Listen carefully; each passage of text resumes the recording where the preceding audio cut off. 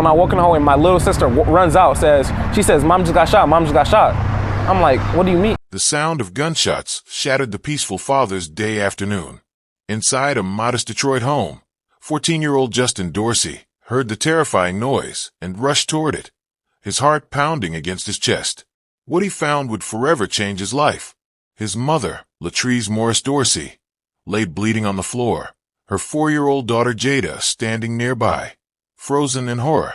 The shooter, Earl Maxwell, Latrese's ex-boyfriend of 4 years, had just fled the scene.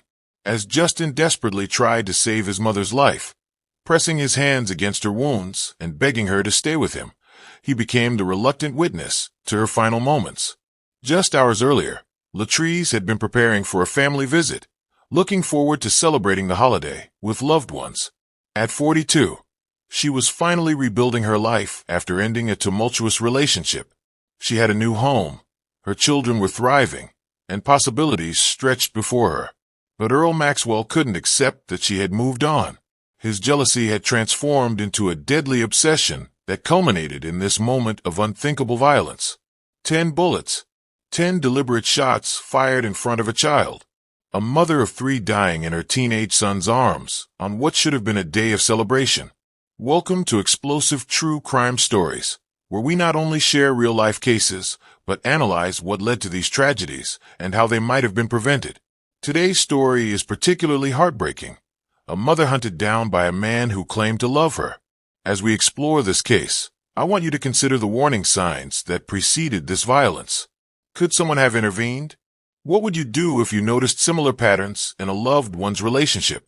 Stay with me throughout this video, and if you find this analysis valuable, hit that subscribe button to join our community dedicated to awareness and prevention. Latrese Morris Dorsey was known for her warm smile and unwavering dedication to her 3 children. Friends described her as the backbone of her family, a woman who worked tirelessly to create stability and happiness for Justin, Jada, and her oldest child. Her father, James Morris, and sister, Megan, spoke of her kindness and determination, qualities that had carried her through life's challenges. In 2017, at 42, Latrese had finally taken the courageous step of ending her 4-year relationship with Earl Maxwell and moving into a new home, hoping to start fresh. The relationship with Maxwell had begun like many others, with promise and affection. But over time, his possessive behavior emerged. When Latrese decided to end things, Maxwell's jealousy intensified. He couldn't accept her decision to move on, especially when he suspected she might be seeing someone new. His phone calls to her estranged husband, Paul Dorsey, revealed his dangerous mindset. "When I see your wife, I'm going to kill her."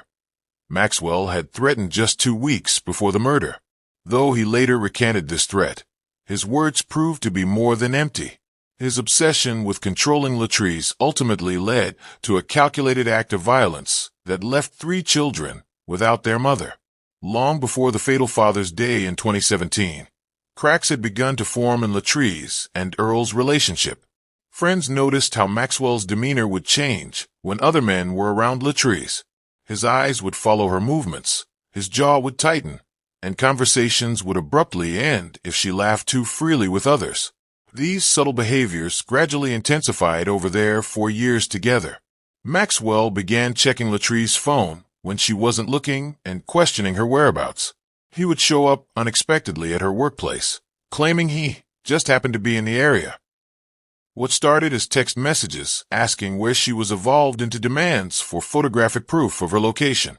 Family gatherings became tense affairs, with Maxwell pulling Latrese aside for whispered arguments if he felt she wasn't giving him enough attention. The control extended beyond her social interactions. Maxwell had opinions about her clothing, her friendships, and even how she parented her children. According to Latrese's sister Megan, there were times when Latrese would cancel plans at the last minute, offering vague excuses that didn't quite ring true. These were classic signs of isolation, a common tactic used by controlling partners to separate victims from their support networks. The relationship was becoming a cage, and Latrese was increasingly aware of the bars closing around her.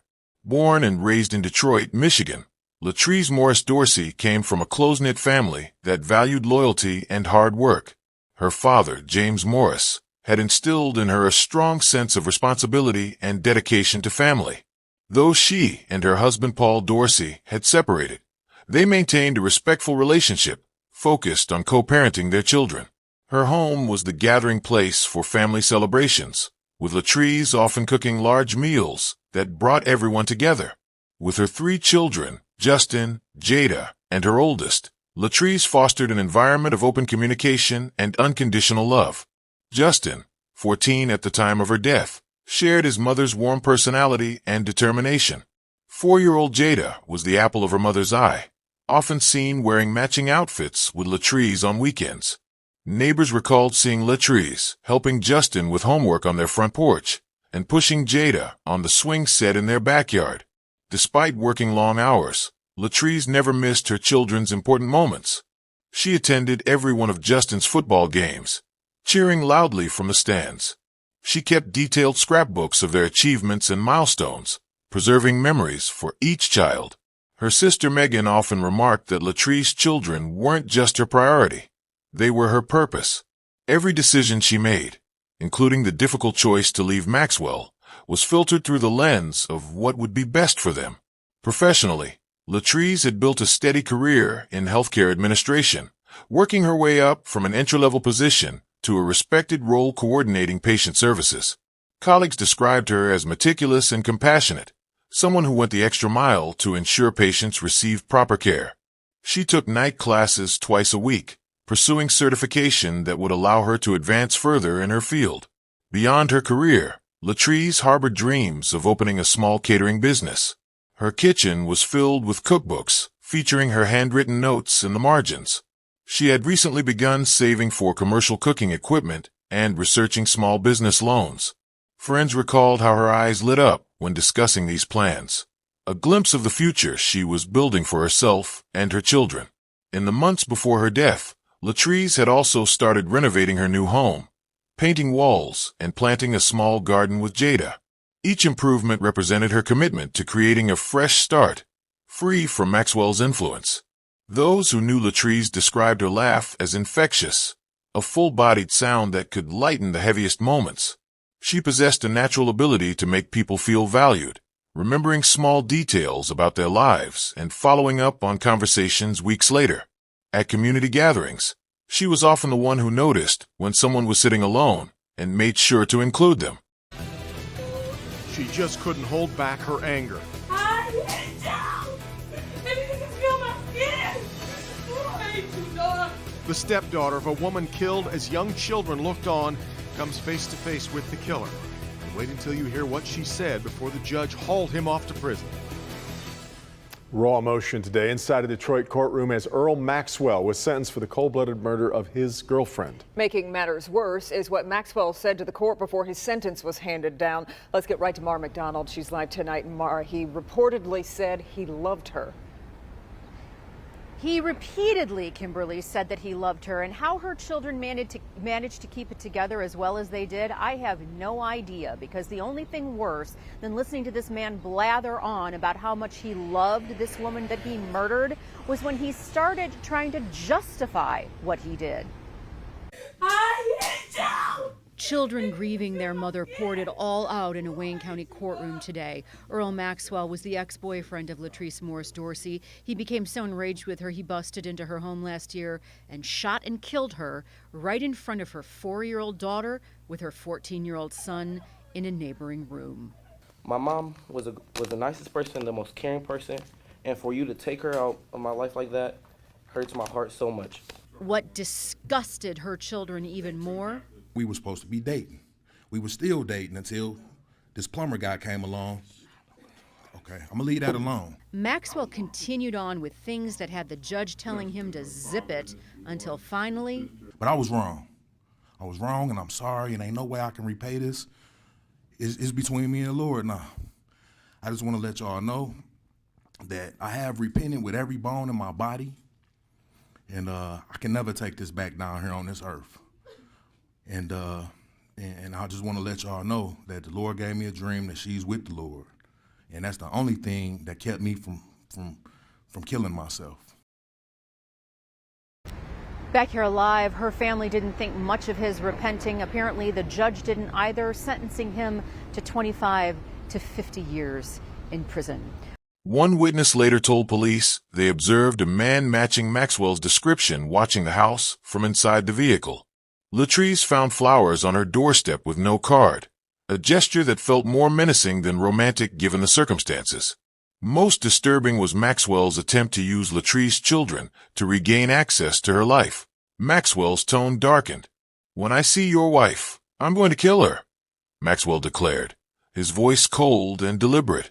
Paul later testified that Maxwell called approximately 20 times over the next few days, each conversation more disturbing than the last. During these calls, Maxwell detailed how he had been watching Latrese and knew her routines. Though Maxwell eventually called back to recant his threat, claiming he had spoken in anger, Paul immediately warned Latrese about the conversations. She reported the threats to friends, but did not file a police report, a decision that would have tragic consequences. Like many victims of domestic abuse, she underestimated the danger she faced. June 18, 2017, Father's Day, dawned bright and warm in Detroit. The manhunt for Maxwell intensified as evening approached.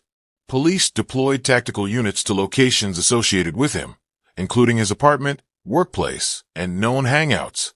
His photo was distributed to media outlets across Michigan, and neighboring states were alerted to watch for his vehicle. Digital forensics specialists tracked Maxwell's cell phone, which showed movement north out of Detroit. By nightfall, authorities had established checkpoints on major highways. Maxwell's family members were interviewed, but most claimed no knowledge of his whereabouts. However, his cousin reluctantly revealed that Maxwell had called asking for money, saying he needed to get away for a while. This information narrowed the search to routes heading toward the Canadian border. At 5:12 a.m. on June 19th, just 16 hours after the murder, state troopers spotted Maxwell's vehicle at a rest stop near Port Huron, 40 miles northeast of Detroit. He surrendered without resistance, appearing resigned to his capture. During transport to Detroit Police Headquarters, Maxwell made several spontaneous statements that officers documented. "I didn't mean for it to happen like that," he reportedly told Officer James Kendrick. "She pushed me too far." When formally interviewed after being read his rights, Maxwell claimed the shooting was accidental despite the 10 shots fired.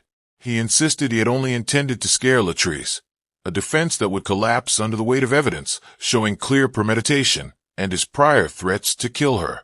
Earl Maxwell's defense strategy centered on portraying the shooting as an unplanned act committed in the heat of passion.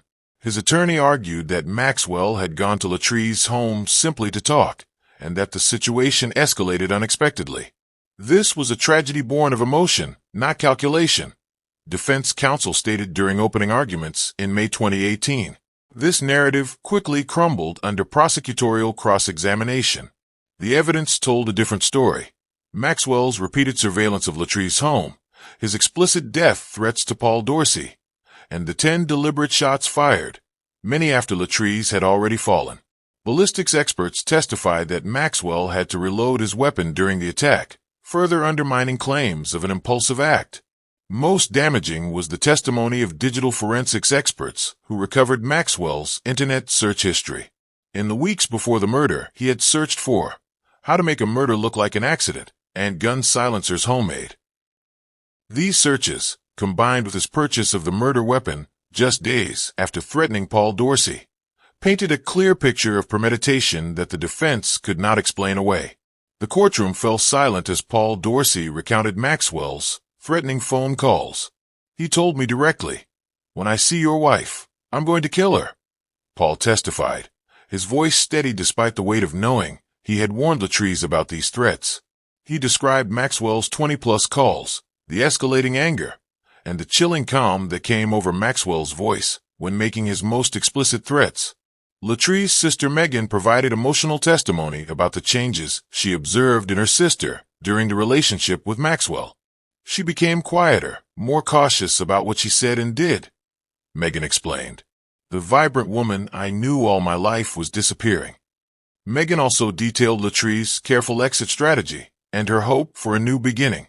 Perhaps most powerful was the testimony from Latrese's father, James Morris, The elderly man described his daughter's dedication to her children and her community. When asked about Maxwell, whom he had met at family gatherings, James stated simply, "He watched her like she was property, not a person. I should have seen the danger in that look." On June 7, 2018, facing overwhelming evidence and the prospect of a life sentence without parole, Maxwell changed his plea to guilty on charges of second-degree murder and felony firearms violations.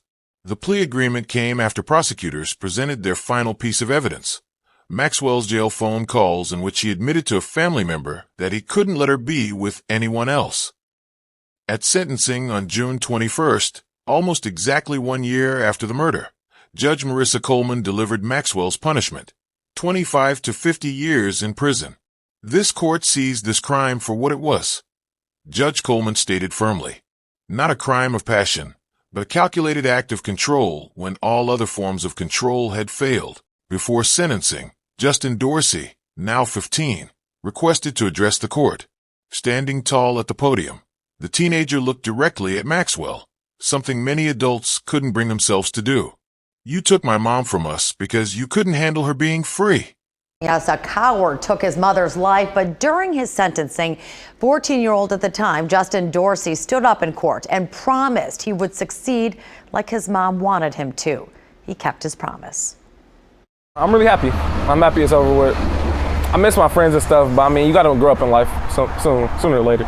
Justin Dorsey, who just graduated from high school, had to grow up faster than most. 4 years ago this month, when he was just 14 years old, his mother, Latrese Morris Dorsey, was shot and killed by a jealous ex inside their Detroit home. When I walk in the hallway, my little sister runs out, she says, "Mom just got shot, Mom just got shot." I'm like, "What do you mean?" Justin called 911, tried to stop the bleeding, but it was too late. His mom, his everything, died in his arms. You can't describe it. You have to actually lose a parent just like how I did to really know the feeling that I felt. His mother's killer was caught. Justin stood up to him in court. All of this as he was about to become a freshman at Livonia's Clarenceville High School. Justin admits he struggled at first. To achieve what I really wanted, to be a football player, to go to school, I had to stop all that and actually get right. I had to, because if I didn't, I mean, I wouldn't have what I want right now. Justin worked hard, getting a 4.0, going to the gym 6 times a week, and taking his aggression out on the field. That hard work paying off. Ferris State University offering Justin a scholarship to play football, where he also plans to follow in his mother's footsteps, majoring in physical therapy. Justin read us part of his speech he wrote that was read as he accepted his high school diploma. I knew at the end of the day I had to work hard for what I want, and that was to go to college on a scholarship to play my favorite sport and major in what my mom always wanted to, just to get the degree she didn't have, to make her proud, because I knew I wanted it for myself. We all want to be successful, but first you have to want it for yourself, and that is what I achieved. Justin wants to make his mom proud, achieving what she couldn't because of her untimely death. He just wishes she was here to see it. She supported me through everything, and just for me to accomplish my dreams and goals, I really wish she could see me. Justin said, his voice unwavering. "But you failed. She raised me to be strong, and I promise you that her spirit lives on in everything I do." The courtroom watched in awe as this young man, who had held his dying mother in his arms just a year earlier, showed remarkable composure and maturity. "I forgive you," Justin concluded, "not for your sake, but for mine, because my mom would want me to live without hatred." In the days following their mother's murder, Latrese's children faced a shattered reality. 4-year-old Jada stopped speaking entirely for nearly 3 weeks, communicating only through drawings filled with dark colors. Child psychologists diagnosed her with acute trauma response and began specialized therapy sessions. The youngest witness to her mother's murder, Jada required constant reassurance that she was safe. Justin, despite his remarkable composure during the crisis, experienced nightmares and flashbacks. School counselors noted his withdrawal from friends and activities he once enjoyed. The teenager who had tried to save his mother now struggled with guilt, questioning if he could have done more. Latrese's oldest child returned home from college, putting their education on pause to help stabilize the family. The children moved in with their grandfather James, who converted his home office into a bedroom for them. Extended family created a rotation schedule, ensuring the children were never alone as they navigated their grief. Their home, once a place of safety, had become a crime scene they could never return to. Justin's path through grief was neither straight nor predictable. By the fall of 2017, he had returned to school but struggled to concentrate. His grades dropped dramatically during that first semester. It felt like moving underwater. He later explained in an interview, "Everything was harder, slower, and I couldn't catch my breath." With the encouragement of his football coach, Justin began attending a support group for teens who had lost parents to violence. Initially reluctant to share, he eventually found his voice among peers who truly understood his experience. The group became a crucial outlet where he could express anger and confusion without judgment. A breakthrough came when Justin started journaling, a practice suggested by his therapist. He filled notebooks with letters to his mother, memories of their time together, and his evolving thoughts about Maxwell. "Writing helped me separate my mom's life from the way she died," Justin reflected. "I started remembering her laugh instead of just that terrible day." By his junior year at Clarenceville High School, Justin's academic performance had not only recovered but excelled beyond his previous achievements. Teachers noted his intense focus and determination in the classroom. He maintained a perfect 4.0 GPA while taking advanced placement courses in sciences and mathematics. On the football field, Justin channeled his emotions into athletic discipline. His coach, Michael Donovan, described watching Justin transform from a talented but inconsistent player into the team's most dedicated member. "He was always the first to arrive for practice and the last to leave," Donovan recalled. His work ethic inspired the entire team. In his senior year, Justin was named team captain and led Clarenceville to their first district championship in 15 years. College scouts took notice of both his athletic prowess and academic excellence. His performance in a crucial playoff game, where he played through an injury to score the winning touchdown, demonstrated a mental toughness that coaches described as extraordinary. The local newspaper featured a story highlighting how he had transformed tragedy into motivation. When acceptance letters arrived in spring of 2021, Justin had his choice of opportunities. He ultimately selected Ferris State University, accepting both academic and athletic scholarships. His decision was guided by the school's exceptional physical therapy program, a career path directly inspired by his mother's healthcare work and his own experience with first responders. "I want to help people heal," Justin explained during his college orientation. "I saw how the paramedics tried to save my mom, and later how physical therapists helped me recover from my football injuries. That kind of care makes a difference in the worst moments of someone's life." Justin established the Latrese Morris Dorsey Memorial Scholarship at his high school, raising funds through community events to support students who had experienced family trauma. His first semester at college, he maintained his perfect GPA while adjusting to collegiate football. In dorm room interviews, teammates noted that Justin kept a photo of his mother on his desk, not from the crime scene coverage, but a joyful image of Latrese laughing at a family picnic. "That's how I want people to remember her," Justin said, "full of life and love." Looking back at Maxwell's behavior pattern reveals classic warning signs that experts identify as predictors of lethal domestic violence. His possessiveness began subtly, checking Latrese's phone, questioning her whereabouts, before escalating to monitoring her movements and isolating her from friends and family. These controlling behaviors are significant red flags that often precede physical violence. Maxwell's inability to accept the relationships end represented another critical warning sign. Abusers frequently view their partners as possessions rather than autonomous individuals. The statement, "If I can't have you, no one will," reflects this dangerous mindset. Maxwell demonstrated this through his stalking behavior, watching Latrese's home, following her to work, and gathering information about her new life. Perhaps most telling was Maxwell's explicit death threat to Paul Dorsey. Research shows that specific threats, especially those made to third parties, should never be dismissed as merely emotional outbursts. When combined with stalking and a recent separation, as in Latrese's case, the risk of homicide increases dramatically. These three factors create what domestic violence experts call a lethal triad that demands immediate intervention. Domestic violence typically follows a predictable escalation pattern. What begins as emotional control often progresses to verbal abuse, then physical intimidation, and finally violence.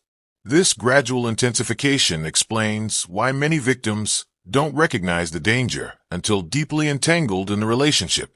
Like the proverbial frog in slowly heating water, victims adapt to worsening conditions until escape seems impossible.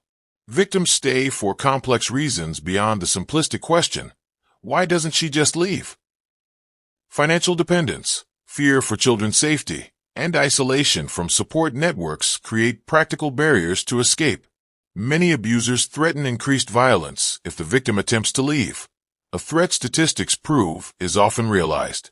Studies show that a victim's risk of homicide increases by 75% when attempting to leave an abusive relationship. The psychological impact of prolonged abuse further complicates escape. Constant criticism and control erode self-confidence, making victims question their judgment and ability to survive independently. Latrese demonstrated remarkable courage in leaving Maxwell despite these obstacles, a decision that, tragically, triggered his final act of control through violence. For those recognizing warning signs in their own relationships, numerous resources exist. The National Domestic Violence Hotline, 1-800-799-7233, provides 24-hour confidential support, safety planning, and local referrals. Their trained advocates can help assess danger levels and develop personalized exit strategies. Local domestic violence shelters offer emergency housing, legal advocacy, and counseling services. Many operate with strict confidentiality protocols to protect residents from abusers. These facilities typically provide childcare, job placement assistance, and transitional housing programs to help survivors establish independence. Legal resources include protective orders, which can prohibit abusers from contacting victims or approaching their homes and workplaces. While not physical barriers, these orders provide documentation of abuse and allow for immediate arrest if violated. Many jurisdictions now have specialized domestic violence courts with prosecutors trained in the unique dynamics of these cases. Technology has created new resources like the MyPlan app, which helps users assess relationship danger and connect with services discreetly. These tools are designed with safety features that allow quick exit from screens and don't store information where abusers might find it. Critical protections for those still living with their abusers. Friends and family play crucial roles in supporting domestic violence victims. The most important first step is believing victims when they share concerns, even if the abuser presents differently in public. Many abusers maintain charming public personas while being controlling or violent in private. Rather than giving directives like, "You need to leave," offer specific, practical support. "I have a spare room if you need it," or "I can help you talk to an advocate." Respect the victim's timeline. Leaving is a process, not an event, and pushing too hard can backfire if the person isn't ready. Document concerning behaviors you witness, including dates and specific actions. This information can help establish patterns for protective orders or custody cases later. Offer to accompany the person to appointments with lawyers, advocates, or court hearings, both for emotional support and as a witness to proceedings. Most importantly, maintain connection even when the victim returns to the abuser. The average victim leaves 7 times before leaving permanently. Your consistent, non-judgmental presence provides a lifeline when they're ready to leave for good, potentially preventing tragedies like Latrese. Latrese Morris Dorsey's life cannot be defined by its violent end. Her legacy lives on through her children, particularly through Justin's remarkable resilience and commitment to helping others. The scholarship bearing her name ensures that her spirit of compassion continues to touch lives beyond her own family. Though she was taken at 42, Latrese's impact resonates through the community that rallied around her children and the awareness her story has raised about domestic violence. Her tragedy has sparked important conversations about recognizing warning signs and taking threats seriously. In this way, Latrese continues to protect others even after her death, a testament to the profound impact of one mother's love. If Latrese's story has impacted you, please take a moment to like this video and subscribe to explosive true crime stories. Your engagement helps these crucial messages reach more people who might be facing similar dangers. Share this video with someone who needs to understand the warning signs we've discussed. You never know whose life you might save. In the comments below, I'd love to hear your thoughts on how communities can better support domestic violence victims. Remember, awareness is the first step toward prevention. Join our community dedicated to learning from these tragedies so we can prevent future ones. Together, we can honor Latrese's memory by protecting others.